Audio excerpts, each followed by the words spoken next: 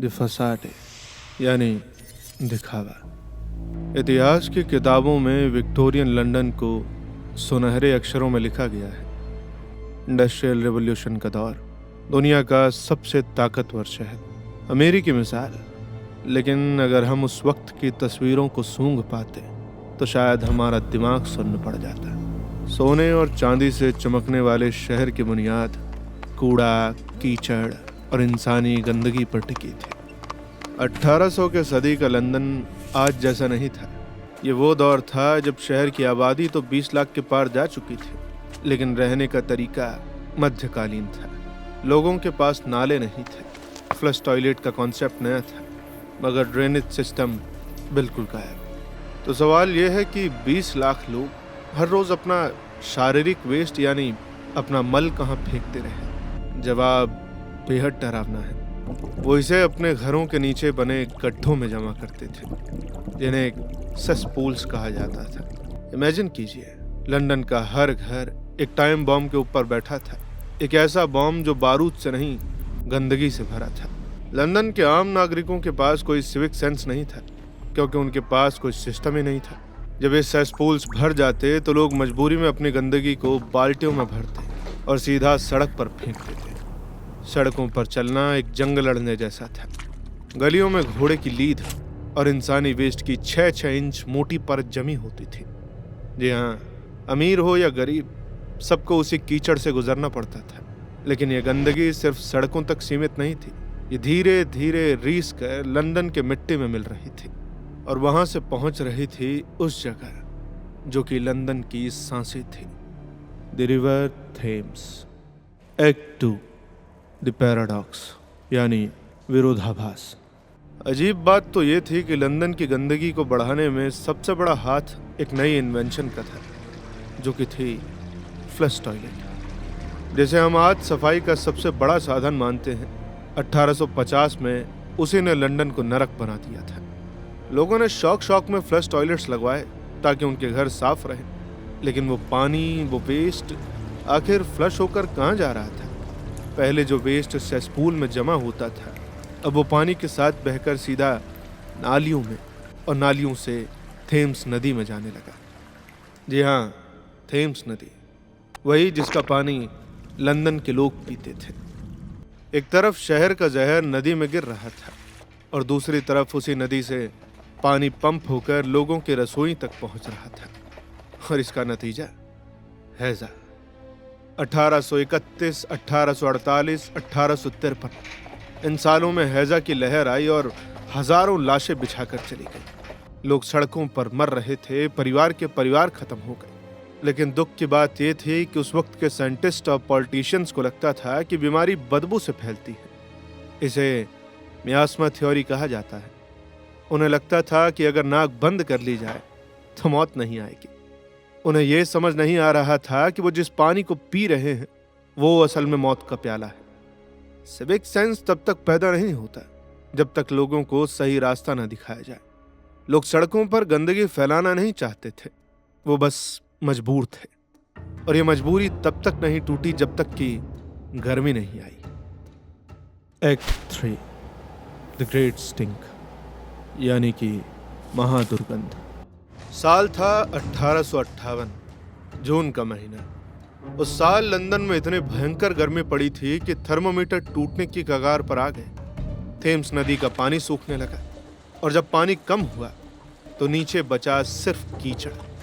हजारों टन जमा हुए ह्यूमन वेस्ट धूप में सड़ने लगे और उसमें से जो बदबू उठी उसने पूरे शहर का दम घोंट दिया। ये बदबू इतनी खतरनाक थी कि लोगों ने इसे नाम दिया द ग्रेट स्टिंक। जो लोग नदी के किनारे रहते थे वो लोग तो अपना घर छोड़कर भाग गए। जो मजदूर वहां काम करते थे वो बेहोश होकर गिरने लगे। अदालतों में जजेस ने काम करने से मना कर दिया। लेकिन सबसे बड़ा तमाशा हुआ पार्लियामेंट में।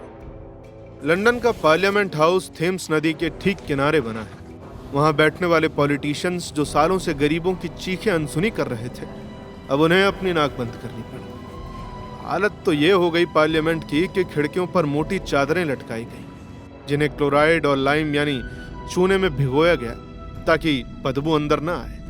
लेकिन वो बदबू हर दीवार, हर दरवाजे को चीर कर अंदर आ गई। अब देश चलाने वाले नेताओं के पास दो ही रास्ते बचे थे, या तो पार्लियामेंट बंद कर दो और भाग जाओ, या फिर इस गंदगी को हमेशा के लिए खत्म करो। आखिरकार अमीर और ताकतवर लोगों को यह एहसास हुआ कि गंदगी में भेदभाव नहीं होता। बदबू ये नहीं देखती कि तुम गरीब हो या प्रधानमंत्री, उसके लिए सब एक है। सिर्फ 18 दिन के अंदर एक ऐसा कानून पास हुआ जिसे पास होने में सालों लगने वाले थे। सरकार ने खजाना खोल दिया। उन्हें एक आदमी चाहिए था जो कि लंदन को इस नर्क से निकाल सके, और वो आदमी था Joseph Bazalgette. Act 4 the impossible engineering, यानी असंभव कार्य।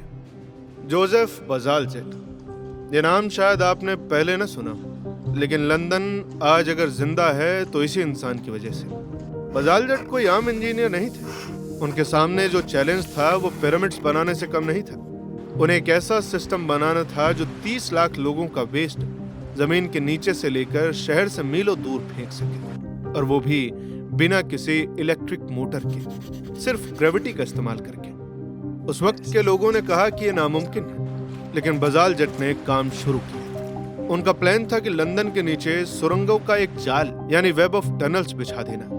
ये कोई छोटी मोटी नालियां नहीं थी, ये ईंटों से बनी बड़ी बड़ी सुरंगें थी, जिसमें से करीब करीब एक ट्रेन गुजर सकती थी। खैर, काम शुरू हुआ। लंदन की सड़कें खोदी गई। हजारों मजदूरों ने दिन रात काम किया। अच्छा, तो कितनी ईंटें लगी होंगी? अंदाजा लगाइए। 318 मिलियन ईंटें, यानी 31 करोड़। बजालजेट ने ध्यान रखा कि यह सिस्टम सिर्फ आज के लिए नहीं, बल्कि आने वाले 100 सालों के लिए बने। उन्होंने पाइप का डायमीटर जरूरत से दुगना रखा। उन्होंने कहा था कि हम ये गलती सिर्फ एक बार ही सुधार सकते हैं, इसलिए मैं इसे आने वाली पीढ़ी के लिए बना रहा हूं। और मैं आपको बता दूं, अगर बजालजेट ने वो पाइप छोटे बनाए होते तो 1960s में लंदन दोबारा डूब गया होता, लेकिन उनके दूर के विजन ने शहर को बचा लिया। 1865 में प्रिंस एडवर्ड ने एक स्विच घुमाकर पंप स्टार्ट किया, और पहली बार लंदन का सारा वेस्ट सड़कों पर नहीं, नदी में नहीं, बल्कि जमीन के नीचे चुपचाप शहर से बाहर बहने लगा।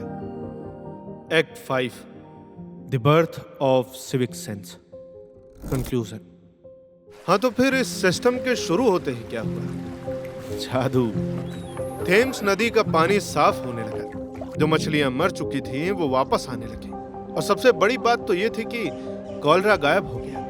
मौत का वो सिलसिला अब थम गया था। लेकिन इससे एक और बहुत महत्वपूर्ण चीज बदली, वो थी लोगों की सोच। आपने शुरू में पूछा था ना कि लंदन में इतना सिविक सेंस कैसे आया। सिविक सेंस कोई भाषण देने से नहीं आता, वो आता है सुविधा यानी इंफ्रास्ट्रक्चर से। जब लोगों ने देखा कि उनकी सड़कें साफ हैं, तो उन्होंने कूड़ा फेंकना बंद कर दिया। जब उन्हें साफ पानी मिला तो उन्होंने उसकी कदर करना सीखा। जब सरकार ने दिखाया कि वो शहर की परवाह करती है, तो नागरिकों ने भी शहर की परवाह करना शुरू किया। कुल मिलाकर लंदन की सफाई ने लोगों के रहने का तरीका बदल दिया। वो नाइट सॉइल मैन, वो सेस पूल्स, वो सड़कों पर सूसू पोटी करना, ये सब बीता हुआ कल बन गया। आज जब आप लंदन की सड़कों पर चलते हैं, वहां के लोगों को डिसिप्लिन में देखते हैं, तो याद रखिएगा, ये डिसिप्लिन रातों रात नहीं आया। इसके पीछे द ग्रेट स्टिंक की बदबू है, हजारों लोगों की मौत है, और फिर जोसेफ बजालजेट जैसा एक इंजीनियर है जिसने जमीन के नीचे एक नई दुनिया बना दी। तो हमें इस कहानी से क्या सीखने को मिलता है? यही कि कोई भी शहर तब तक स्मार्ट सिटी नहीं बनता जब तक कि उसके नाले साफ न हो, साथ ही उसके पॉलिटिशियंस भी। सिविक सेंस इंसान के दिमाग में बाद में आता है, मगर पहले उसके सिस्टम में आना जरूरी है। अगर आप इस प्रकार के और भी हिस्टोरिकल फैक्ट्स इस चैनल पर जानना चाहते हैं तो कमेंट करके जरूर बताएं। हम कोशिश करेंगे कि इस प्रकार की वीडियो भी लाई जाए। इंतजार रहेगा आपके कमेंट का। मिलते हैं आपसे अगले वीडियो में। धन्यवाद।